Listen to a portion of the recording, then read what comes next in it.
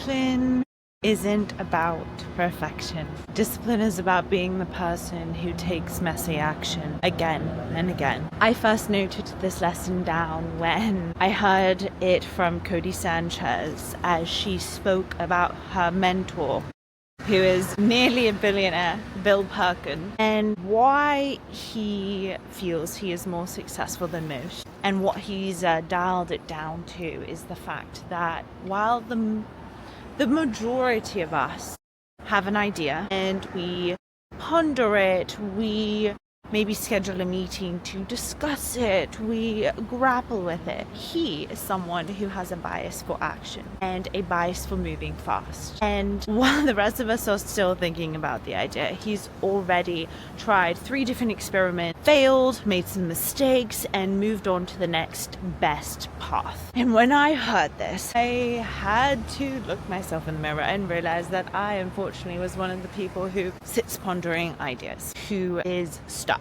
who is often in a cycle of analysis paralysis. And specifically, this lesson called me out for 4 different reasons, and perhaps you will resonate with one of them. Reason number 1 is I was actually trained academically in STEM, in science, and because of that I developed the habit of being very procedural, being very methodical, being very critical and analytical. And the second reason is that due to that training, I also developed a bias for information gathering. And I also have a personal bias for it just because I love knowing things. I love expanding my understanding of things. And so that was the second reason, this obsession with information gathering, information hoarding. The third reason ties into the fact that because of this information hoarding, I would then develop an expectation that I had to get something right the very first time that I tried it. And when I didn't, it felt disastrous. It felt sickening because I was so certain that I would get it right the first try, and I didn't. And of course, when I say that, I hear how unrealistic that is, but we all do it. We all expect to be good at something the first time we try it. And last but not least, as you know by now, I've talked at length about my perfectionist tendencies. And so the perfectionist is not someone who has an idea and takes messy action. The perfectionist is careful and methodical about things. And so for those 4 reasons, when I heard this lesson about having a bias for action and moving fast, I realized I needed to quickly assess how I could change and how I could start implementing this lesson in real time. And whether you resonated with one of those 4 reasons or a different reason, what I do know about you is you are someone who is finally ready to break the rules. You are someone who's finally ready to break your own rules and start setting some new ones. And we're going to absolutely unravel all of that in 4 chapters in this video. So join me on this evening walk and let's one by one unravel why discipline is messy action, not perfectionism. With that, chapter 1. Chapter 1 is going to be encapsulated by this idea of a quote by Dr. Joe Dispenza. Information is not transformation. One more time, in case you couldn't hear. Information is not transformation. Using Bill Perkins' story once again, why his messy action is his superpower is because of the fact that information is not transformation. And why that happens and what Bill Perkins is doing that the rest of us are not doing is related to this concept called execution failure. Bill Perkins is taking messy action and exposing himself to execution failure while the rest of us are still pondering the idea. And this is one of the richest data points we can give our brains. Execution failure is one of the richest data points we can give our brains because of this magical loop that happens when we learn things called the thought action feedback loop. TAF. Thought action feedback loop. Bill Perkins, by quickly moving and having a bias for speed, he is turning up the speed of this loop much faster than the rest of us.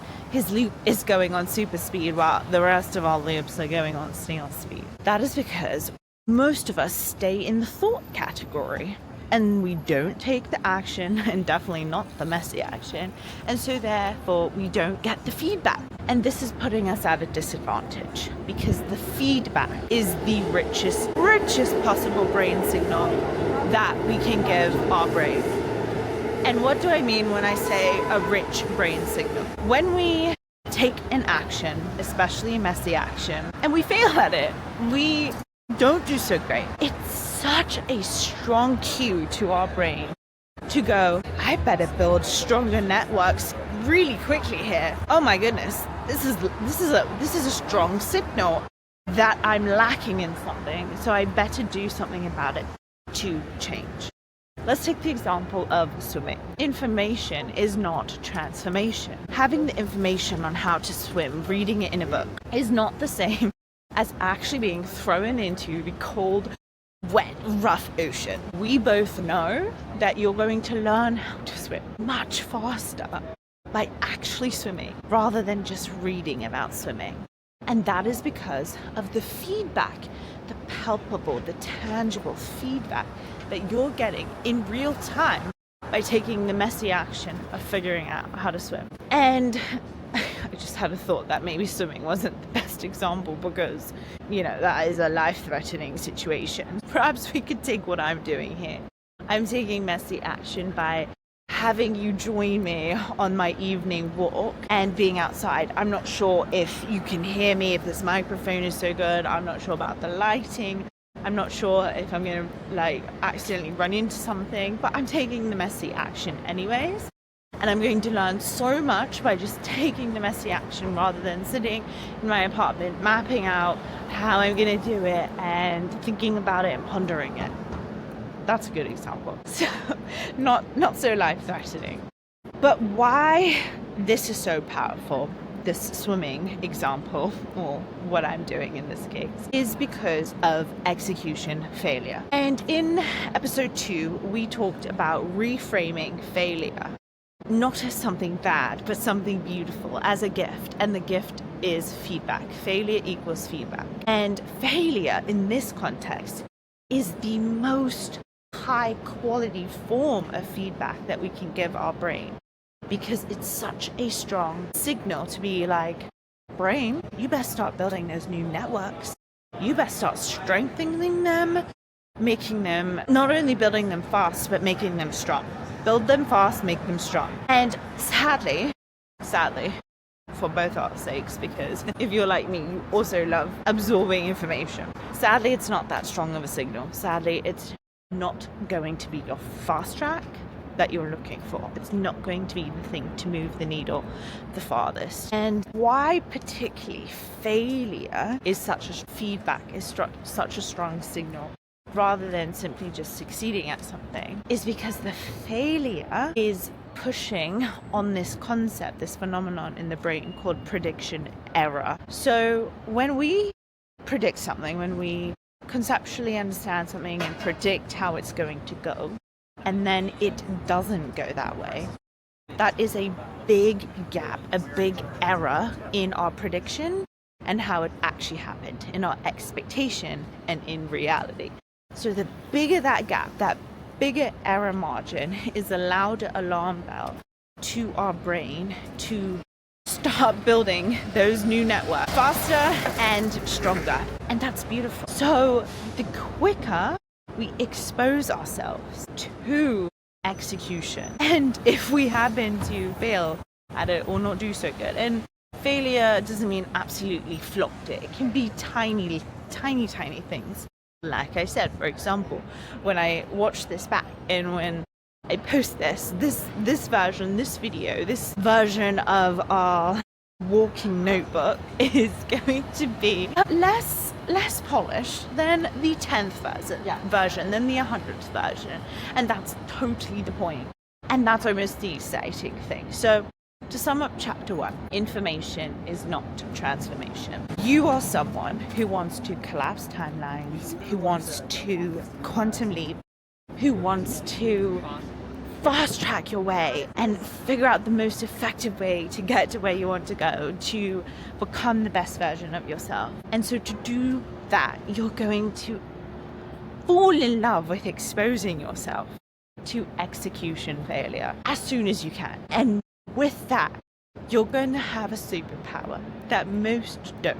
And that is going to elevate you so far, so fast. Chapter 1. Information is not transformation. Let's get into chapter 2. But let me quickly take a breather and check my notes for you so I can articulate most clearly. Be right back. Chapter 2. You expect to be good at something the first time you try. We just finished chapter 1. And you now have a better grapple of why information is not transformation. But why do you still stay stuck? Why do you still delay starting? Why do you still expect to get something right the first time you try, only to be disappointed when you don't? Only to feel incapable when you get it wrong, to feel embarrassed, to feel silly? Well, I am here to tell you that those feelings are 100% normal and natural. That's right. It is normal to expect to be good at something. It is natural and it is okay. Here are 3 reasons why it's okay. Reason number 1, the illusion of competence. Our brain is so beautiful. It gives us this magical ability of simulating things, planning things, contemplating things, thinking through things, to the point that we feel confident in whatever the thing is. For example, once again, what I'm doing right now, taking you on my nightly walk. I understand all the components. I conceptually understand all the components involved to do what I'm doing. But let me tell you, doing it right now in real time is giving me a lot more information than I could have ever thought, pondered, or conceptually conceived just sitting at my desk. I.e., procedural understanding is much richer. Did you know the illusion of competence is a gift? Because without it, I wouldn't have been motivated to try. And same thing for you. Throughout your life, your brain has gifted you the illusion of competence, so you even feel excited and motivated to try in the first place. And without that, without the illusion of competence, you might not even try. For example, public speaking is one of people's greatest fear. They feel that they don't have the ability, so they don't even try. I don't have that definition, so I'd be most willing to try. Even if I stumble and fumble, at least I'd try, because I have the illusion of competence. So it's a good thing. And that's why your expectation is normal. The reason number 2 why your expectation is normal is because you forgot to learn like a child. You forgot to learn and play like a kid. So did I. Don't worry, we all forget. And what I mean by this is, as adults, we have an enhanced ability to plan, to conceive, to preconceive, to map out things in our mind, where children don't have those facilities of their brains so strongly developed quite yet. So they just give things a go. They just ride their bike and fall over and get right back up. Maybe cry, but nonetheless, they just fall in, dive in, jump in without thinking. They take the messy action. So that's why it's also normal, because your adult brain has been trained to see messing up as wrong, as bad, as an abnormality, as something that you are therefore incapable of doing, or it's a personal deficit. That isn't true. That absolutely isn't true. It's just feels heavy and feels more like an ego threat, because society has conditioned our adult brains to expect to get things right the first go, and only to be let down thereafter when we don't. And the third reason why you have this expectation to get things right and then are quite shocked when you don't is because the biology between our memory system where conceptual understanding lives, and our memory system, where procedural understanding lives, are two separate compartments. So, of course, if one compartment is strong, i.e. if your conceptual understanding of something is strong, like your, let's say, understanding conceptually of what it takes to make chocolate chip cookies, you need ingredients like eggs, flour, sugar, chocolate chips, butter. You need an oven, you need a baking tray, etc. You conceptually understand what's involved. But the procedure of making the cookies lives in a different brain region.